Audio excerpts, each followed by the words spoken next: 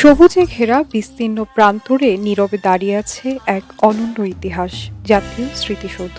এটি ইট পাথরের কোনো সাধারণ স্থাপনা নয়, এটি বাঙালি জাতির আত্মত্যাগ, সংগ্রাম এবং স্বাধীনতার জীবন্ত দলিল। বাংলাদেশের স্বাধীনতার পেছনে রয়েছে দীর্ঘ শোষণ, বঞ্চনা এবং প্রতিবাদের ইতিহাস।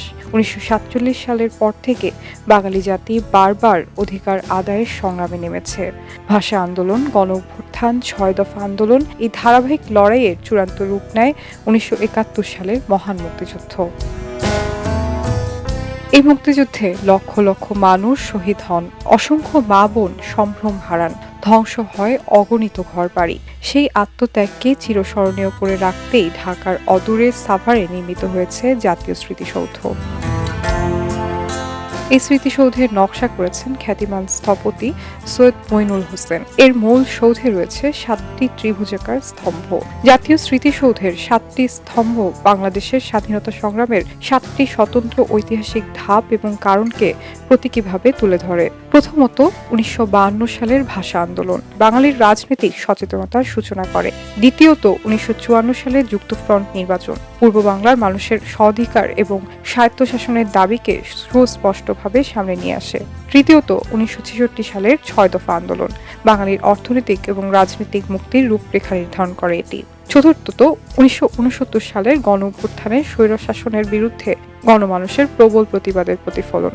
এবং পঞ্চমত, 1970 সালের সাধারণ নির্বাচনে বাঙালির নিরঙ্কুশ বিজয় স্বাধীনতার পক্ষে জনগণের চূড়ান্ত গণরায় প্রতিষ্ঠা করে। ষষ্ঠত, 1971 সালের মহান মুক্তিযুদ্ধের মাধ্যমে দীর্ঘ 9 মাসের সংগ্রামে বাঙালি জাতির স্বাধীনতার জন্য চূড়ান্ত লড়াইয়ে অবতীর্ণ হয়। এবং সর্বশেষে 16 ডিসেম্বর 1971 সালের চূড়ান্ত বিজয়ের মধ্য দিয়ে শহীদদের অপরিসীম আত্মত্যাগের বিনিময়ে স্বাধীন বাংলাদেশের অভ্যুদয় ঘটে।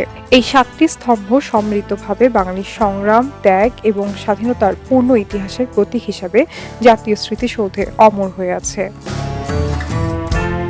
স্তম্ভগুলোর ক্রমবর্ধমান উচ্চতা যেন বাঙালির জাগরণ থেকে স্বাধীনতার শিখরে পৌঁছানোর গল্প বলে। স্মৃতিসৌধের সামনে রয়েছে পবিত্র জলাধার এবং সবুজ ঘাসে ঢাকা প্রশস্ত প্রাঙ্গণ। এখানে দাঁড়ালে এক নীরবতা এবং গাম্ভীর্য অনুভূত হয়, যা শহীদদের আত্মত্যাগের কথা বারবার মনে করিয়ে দেয়। প্রতি বছর মহান স্বাধীনতা দিবস 26শে মার্চ এবং বিজয় দিবস 16 ডিসেম্বর উপলক্ষে রাষ্ট্রপতি, প্রধানমন্ত্রী সহ সর্বস্তরের মানুষ এখানে ফুল দিয়ে শ্রদ্ধা জানান। এই দিনে জাতীয় স্মৃতিসৌধ হয়ে ওঠে শ্রদ্ধা, ভালোবাসা আর কৃতজ্ঞতার মিলনস্থল। জাতীয় স্মৃতিসৌধ শুধু অতীতের কথা বলে না, এটি ভবিষ্যতের জন্য একটি শিক্ষা।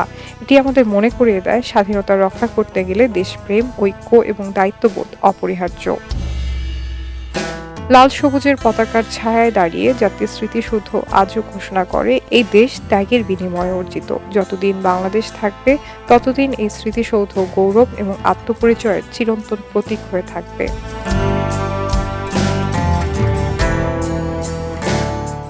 খবরের কাগজ, নিখাত, নির্ভীক, নিরপেক্ষ।